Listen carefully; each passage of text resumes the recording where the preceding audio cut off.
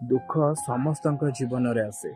କିଏ କାନ୍ଦିକି କହିଦିଏ, ଆଉ କିଏ ନିଜ ମୁହଁରେ ହସ ରଖିକି ଛାତିର କୋହଟାକୁ ଲୁଚେଇବାକୁ ଚେଷ୍ଟା କରେ। ଯେଉଁ ଲୋକ କାନ୍ଦିକି କହିପାରେ ନା, ସେ ଖୋଜୁଥାଏ ଗୋଟେ ସାଥୀ, ତାର ବନ୍ଧୁ, ଯାହାର କାନ୍ଧ ଉପରେ ନିଜର ମୁଣ୍ଡଟା ରଖିକି ଦୁଃଖ କଥା କହିପାରିବ। ଆଉ ଜୀବନରେ ସିଏ ସାନ୍ତ୍ୱନା ହିଁ ଆଶା କରେ। ଆଉ ଯେଉଁ ଲୋକ ନିଜର ମନର କଷ୍ଟକୁ ହୃଦୟରେ ସାଇତି ରଖିକି ଓଠରେ ହସିଥାଏ ନା, ସେଇ ଲୋକର ଦୁଃଖଟା ସହଜରେ କେହି ବୁଝିପାରନ୍ତିନି। ଆଉ ଯଦି ଯେଉଁ ଲୋକ ବୁଝିପାରେ ନା, କେବଳ ତା ଆଖିରୁ ପଢ଼ିକି ହିଁ ବୁଝିପାରିବ।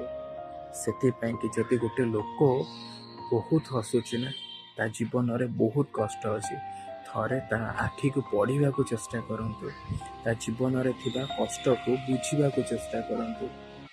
ସେମିତି ମଣିଷ ନା ଆପଣଙ୍କୁ ସହଜରେ ମିଳିବନି।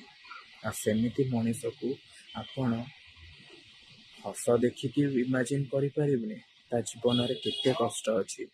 ତା ଆଖିର ଗଭୀରତାକୁ ଦେଖିକି ଆପଣ ଇମାଜିନ୍ କରିବେ ତା କଷ୍ଟକୁ ଛାତିରେ କେତେ ସେ ସାଇତି ରଖିଛି, କେତେ ବର୍ଷର କୋହକୁ ସେ ଓଠର ହସ ଲୁଚେଇକି ରଖିଛି।